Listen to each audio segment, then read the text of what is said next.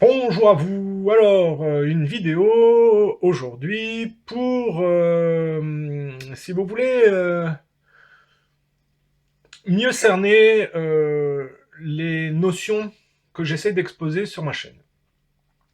Vous permettre de mieux comprendre le processus que j'expose. Je dis que le Christ est venu apporter un message symbolique par son parcours, par l'histoire de la résurrection qui vient par le fait que, au lieu de tomber dans les égos narcissiques complexés, par stoïcisme, il endure, il comprend l'immaturité de la condition humaine, la misère de la condition humaine, si vous voulez, il pardonne, et c'est ce qui fait que son âme n'est pas bloquée par la prédation intergroupe, si vous voulez. Bon, c'est bien beau, je répète toujours ça, mais comment, si vous voulez, ça se retranscrit ces processus quand ça ne fonctionne pas, par exemple. Alors, je rappelle, hein, le Christ sort Marie-Madeleine de la bourbe, donc il sort une femme de la prostitutionnalisation au système, hein, symboliquement. Marie-Madeleine était une prostituée, donc c'est l'aspect le plus vulgaire de la féminité, travestie pour le système, si vous voulez. Au lieu de se complaire dans la pornographie de l'inceste, puisqu'il ne couche pas avec Marie-Madeleine, qui était on va dire, Marie, la mère du Christ, Marie-Madeleine, une sous-version de sa mère, si vous voulez, prostituée. Donc lui, il sort Marie-Madeleine de la bourbe, d'accord. Donc il est un vecteur d'émancipation pour les gens. Ensuite, il dénonce les marchands du temple, le psychisme inversé de l'époque lui fait assumer le châtiment du criminel Barabbas à la place de Barabbas, si vous voulez. Donc les gens préfèrent se complaire dans une voyoucratie au profit d'une complaisance matérialiste vile de fond, si vous voulez, ou laide, quoi. Hein. Et du coup, ils préfèrent donc libérer le voyou et faire assumer le châtiment du voyou au type vertueux. Bon, le type vertueux, au lieu de les haïr, il leur pardonne. Voilà, et c'est la résurrection. Bon, ça, c'est le processus que le Christ, par l'exemple de sa vie, a essayé d'initier aux humains, si vous voulez, pour que ce soit une clé de lecture dans la vie de tous les jours. Bon, son enseignement était travesti par les différents courants religieux, mais en tout cas, la réalité de ce, ce, ce, cette exposition se retranscrit par exemple dans les comportements des gens qui essayent de s'émanciper et qui essayent d'aller sur les pas de Dieu et qui malheureusement sont cantonnés à travestir, si vous voulez, le discours de Dieu. Discours du Christ, le discours de Dieu. Hein, le Christ exprime son comportement, le discours de Dieu. Par exemple, si on prend Malcolm X. Malcolm X, c'est un noir qui a essayé de trouver la lumière, si vous voulez. Et le problème, c'est qu'il n'a pas fait les efforts où il devait les faire, et que sa tentative d'émancipation se retrouve travestie dans le discours par l'imperfectibilité qu'il n'a pas corrigée. J'ai toujours dit qu'il fallait travailler sur son enfance et son adolescence pour corriger ce qui, par accumulation, produit les imperfections de l'âge adulte. Quand le processus de maturité, sans avoir réussi à désimbriquer les complexes de l'adolescence, si vous voulez, produit un adulte travesti dans le comportement. Je parle de travestissement dans le mot du dictionnaire, hein, je ne parle pas de travesti, même si ça peut être lié dans le bout dérivé, si vous voulez. Malcolm X avait un passé de voyou, si vous voulez. Alors, il y a deux choses. Malcolm X, c'est un noir, donc il y a un rapport de soumission aux blancs, et il y a un rapport de soumission à l'intérieur de la communauté noire.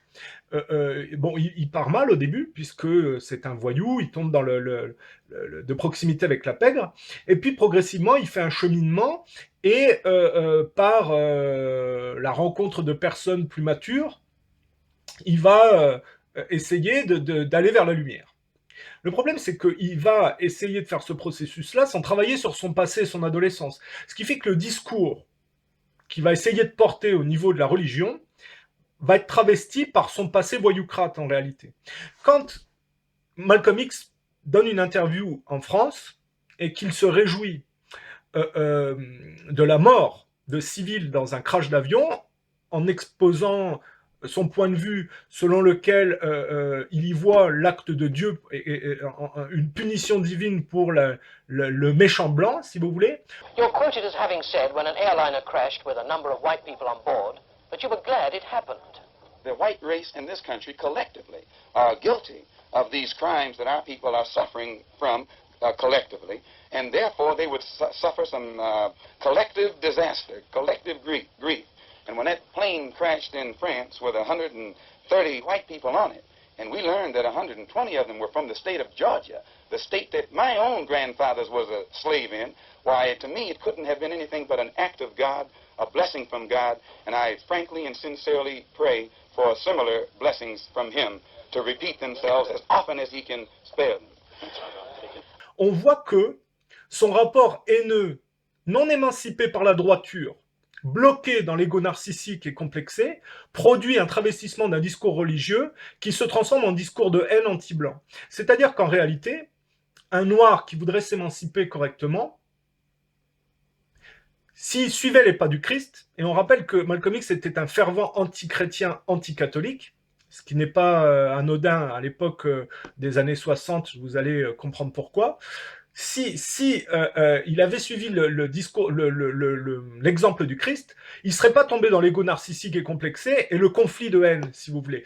Il aurait compris la misère humaine, la réalité des ambiguïtés de certains blancs, si vous voulez, il aurait pardonné et il aurait pu avoir un discours rassembleur, si vous voulez, et cohérent. Au lieu de ça, son discours émancipatif se cantonne à la haine du blanc et au fait de se réjouir, si vous voulez, d'événements dramatiques qui n'ont absolument rien à voir en réalité avec la justice divine.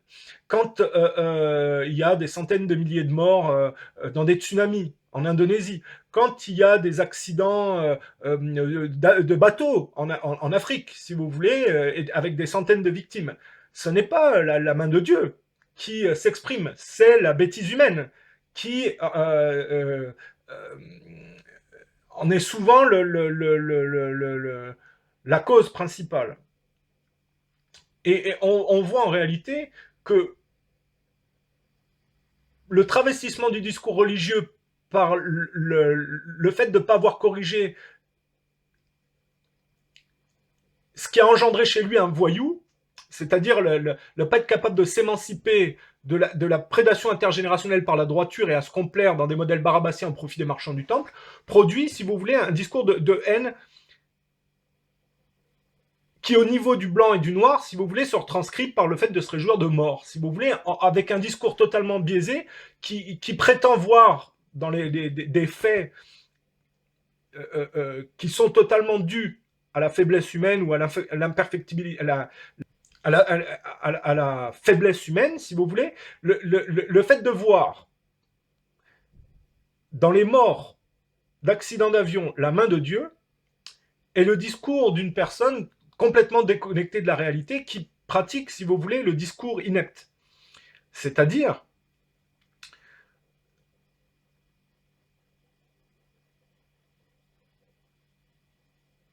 de prétendre que sa propre colère, en réalité, c'est Dieu. Parce que quand il dit que il voit dans la justice divine dans les morts d'accidents d'avion, en réalité, il travestit la réalité de Dieu en substituant sa propre colère, si vous voulez. Vous comprenez ce que je veux dire? Et c'est souvent comme ça dans les faux prophètes qui écrivent, si vous voulez, et qui pensent pouvoir traduire l'expression de Dieu. En réalité, leur discours est travesti parce que leur complexe d'adolescence donne, par incapacité de le délier, si vous voulez, un discours de haine qui travestit et qui confond, si vous voulez, ses problèmes personnels avec Dieu et le collectif. Un noir qui voudrait s'émanciper dans une population où le noir est soumis à une caste, si vous voulez, devrait déjà s'émanciper de ses propres parents correctement et ensuite comprendre le processus des Blancs pour s'en émanciper sans tomber dans le conflit. Alors, en réalité, si vous réfléchissez bien, Dieu n'est pas spécifiquement un noir, un blanc, un musulman, un juif. Il est tout à la fois quand l'expression de ce qu'il a créé résonnent avec lui. Il n'y a pas, vous pouvez être certain que quand un type vous dit Dieu était musulman pour prétendre que les musulmans sont supérieurs à d'autres, ou Dieu est juif parce que les juifs sont supérieurs, vous pouvez être sûr que quand quelqu'un s'approprie Dieu pour justifier sa supériorité, en réalité c'est Satan qui s'exprime par sa bouche. C'est un serpent qui vous parle. Car Dieu, en réalité, est présent à travers toutes ses créations quand ces créations résonnent avec lui. Dieu n'est pas bloqué dans un carcan idéologique, dans un carcan intellectuel ou un courant spécifique. Dieu est en dehors de tout ça. C'est l'ego qui essaye d'enfermer la perception de Dieu dans sa propre déficience.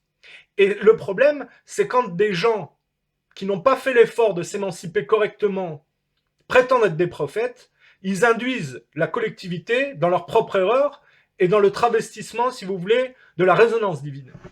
Et Malcolm X fait partie de ceux qui ont travesti le discours émancipatif dans lequel il essayait de s'inscrire pourtant. Alors je disais discours inepte par incapacité d'émancipation. Qu'est-ce qu'il dit? Il dit les Blancs ont dépossédé en Amérique les Indiens de leurs terres et les Noirs les ont aidés à y participer. Donc il faudrait, selon Malcolm X, donner la terre en Amérique aux Noirs. C'est inepte.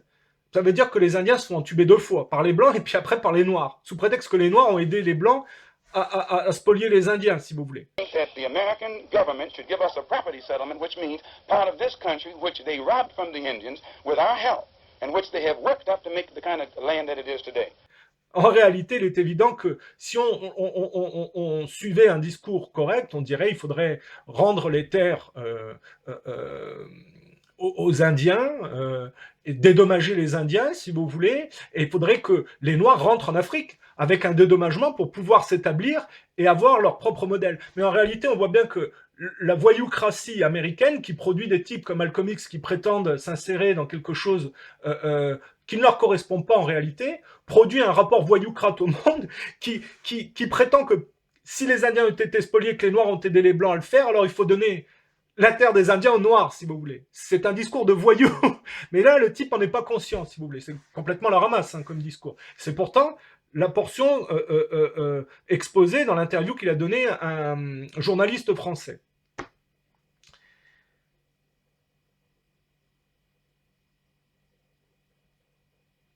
Alors, je reviens sur l'anticatholicisme et la haine antichrétienne de Malcolm X.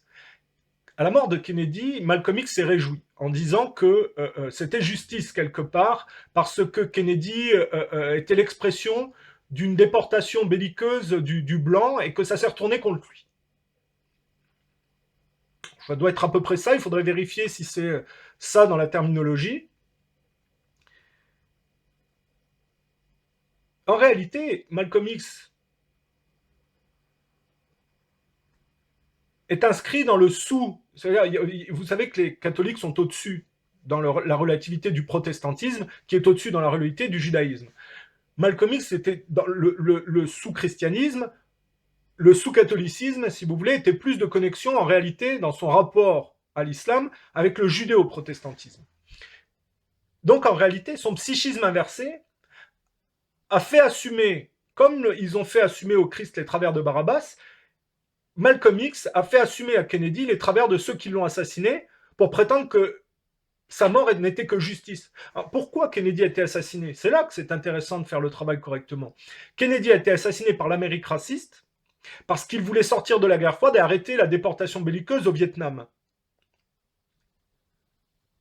Quand vous regardez le film Malcolm X, qui doit déjà travestir la réalité de Malcolm X, bon, je ne fais pas un portrait élogieux de Malcolm X, mais je pense que le film Malcolm X, produit par Hollywood, est totalement biaisé dans l'expression de qui était Malcolm X, si vous voulez.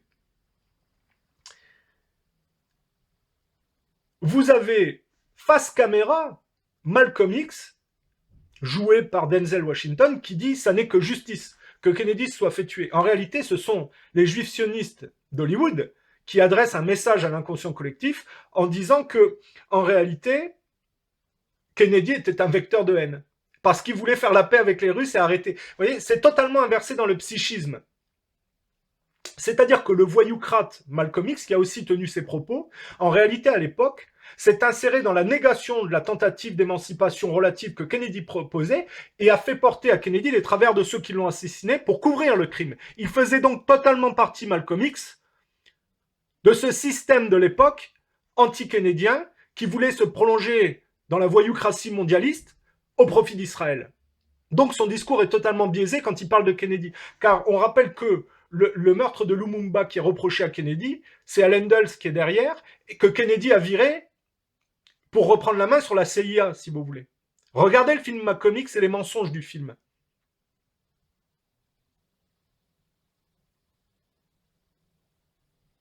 Là où c'est intéressant, ça veut dire que Malcolm X, en réalité, était à proximité avec l'Amérique raciste qui critiquait. Et qu'il la critiquait pour monter au niveau de l'ascenseur social en interne. Car ce n'est pas un noir qui a réussi à s'émanciper du blanc et à retourner en Afrique pour retrouver son identité originale et permettre aux Noirs africains d'exprimer son identité originale. C'est un noir qui s'est complu dans la société juivisée des Blancs et dans le modèle voyoucrate de cette société-là, si vous voulez. J'ai expliqué que l'antiracisme, actuellement, était une imposture de gens totalement soumis à un système et qui n'avaient que ce vecteur de la pleurniche juivisée pour justifier de monter en grade au détriment du blanc et au profit de la communauté juive, si vous voulez. Car un noir qui se prétend antiraciste, il ne reste pas dans un système qui continue à dépouiller l'Afrique par le néocolonialisme, il retourne en Afrique pour essayer de retrouver son identité originale. Les gens qui se prétendent antiracistes et qui font du fric dans des sociétés qui pillent l'Afrique sont des hypocrites. Malcolm X n'est jamais retourné en Afrique. Et il a critiqué Kennedy parce qu'il voulait arrêter le néocolonialisme. Il est donc totalement juivisé et de connexion avec ceux qui lui ont fait la peau, et c'est ce qui explique qu'ils lui ont fait la peau en réalité, en manipulant des Noirs au sein de leur conflit interne avec Nation of Islam, hein, le FBI et Edgar Hoover, qui lui était un gay tenu par la mafia juive aussi. Donc vous voyez, il y a une proximité entre ceux qui critiquent l'Amérique raciste et l'Amérique raciste elle-même, si vous voulez. Ce sont les deux facettes d'une même pièce. Je vais expliquer que par Woodstock, parce que ça c'est intéressant, on parlait de l'Afrique et du noir africain.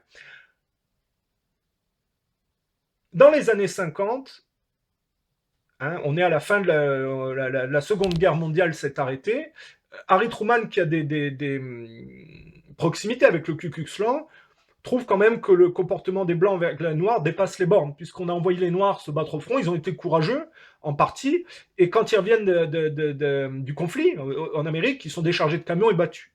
Donc, ils commencent un peu à être choqués quand même, malgré sa proximité avec le Ku Klux Klan. Donc, il leur donne des droits au sein de l'administration militaire, et les ligues sportives commencent à donner, si vous voulez, des contrats rémunérés de manière importante. Donc, il y a un mouvement d'émancipation des Noirs sur l'ouverture laissée par l'Amérique raciste, si vous voulez.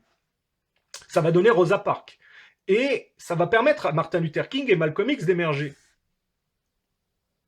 Kennedy va s'inscrire dans les Blancs, à cette époque, catholiques irlandais, qui vont essayer de donner des droits aux Noirs et de permettre de plus d'égalité, si vous voulez, de donner par l'éducation la possibilité aux Noirs de mieux percevoir le système pour s'en prémunir. On voit bien que il y a des gens qui ont poussé l'Amérique raciste à assassiner Kennedy parce qu'ils détestent les Noirs fondamentalement, plus que en général les Blancs racistes eux-mêmes. Ils n'en sont qu'une sous-version. Il y a toujours des excités pour pousser au meurtre, si vous voulez. D'habiles manipulateurs. Alors, qu'est-ce qui se passe dans ces années 50 ? Il y a un mouvement d'émancipation et on peut plus se défausser sur les Noirs. Il faut voir la collectivité humaine comme un tout, avec une double facette, fasciste-antifasciste en général. Mais que les deux sont des hypocrites, plus ou moins virils, qui reproduisent toujours les mêmes travers au détriment des pays pauvres en empêchant l'expression de leur identité, ce qui produit des vagues migratoires contaminatrices. L'Amérique raciste, parce qu'il y a une ouverture des Noirs au sein de l'Amérique, ne peut plus se défausser de la même manière, si vous voulez, la collectivité, parce que c'est pas que l'Amérique raciste, c'est aussi sa subversion gauchiste.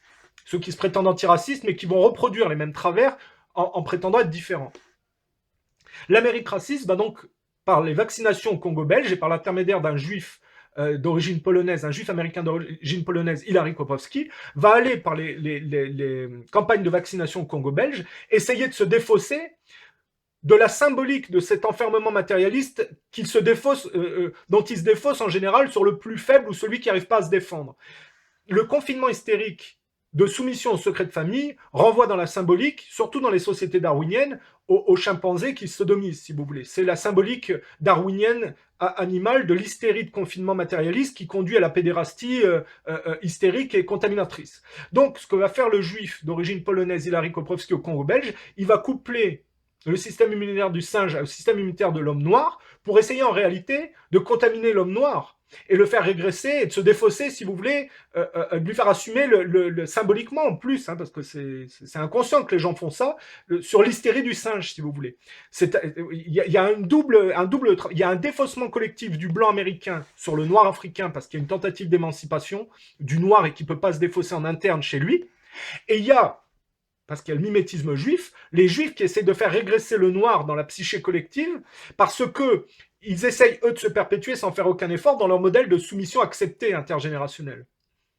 Voilà comment fonctionne la science du blond aux yeux bleus, contaminateur, quand il ne fait pas l'effort de s'extraire de rapports intergénérationnels et de la prédation qui va avec.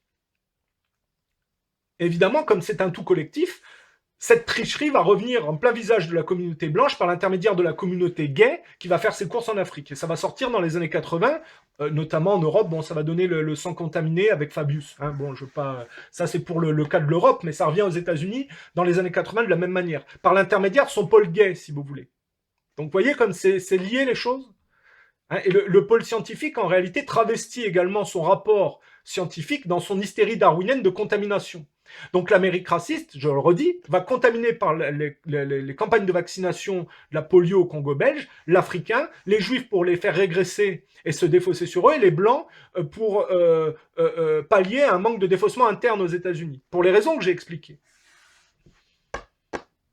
Par Woodstock, après l'assassinat de Kennedy qui voulait stopper ce processus, on a créé des générations de gauchistes qui ne sont pas affairés en réalité à s'inscrire dans l'héritage de Kennedy, mais qui en sont un travestissement pour faire cadrer les nouvelles vagues gauchistes à une sous-version de l'Amérique raciste au profit d'Israël.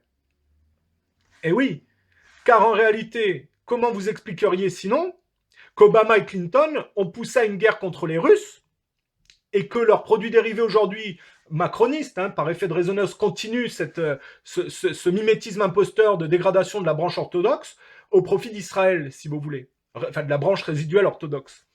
Et oui, si Obama et Clinton étaient les produits dérivés de Kennedy, ils tendraient la main aux Russes et ils empêcheraient la guerre. Or, on voit bien qu'ils sont totalement tenus par les juifs sionistes anti-russes au profit de la perpétuation d'Israël sur la dégradation des branches chrétiennes et notamment orthodoxes. Malgré le travestissement relatif que le communisme a provoqué sur la branche orthodoxe, il reste une identité orthodoxe.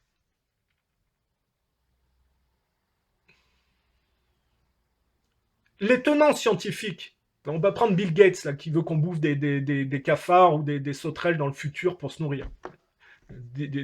L'aliénation des informaticiens et leur rapport déconnecté au monde produit en fait une aliénation darwinienne dévirilisée qui est complètement paumée dans le rapport à la réalité, si vous voulez. Ces gens-là ont accumulé tellement d'argent qu'il est triste que ce soit eux qui influencent la collectivité.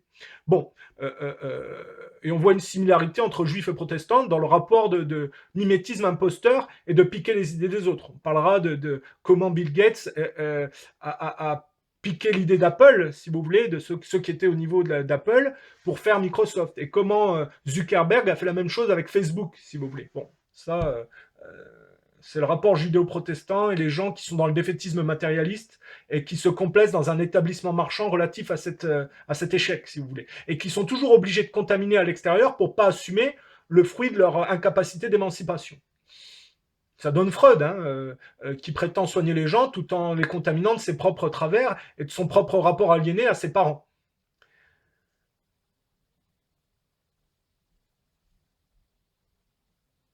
Ça donne chez Bill Gates le virus Zika de contamination. Mais c'est la résonance gauchiste de l'Amérique raciste des années 50, si vous voulez.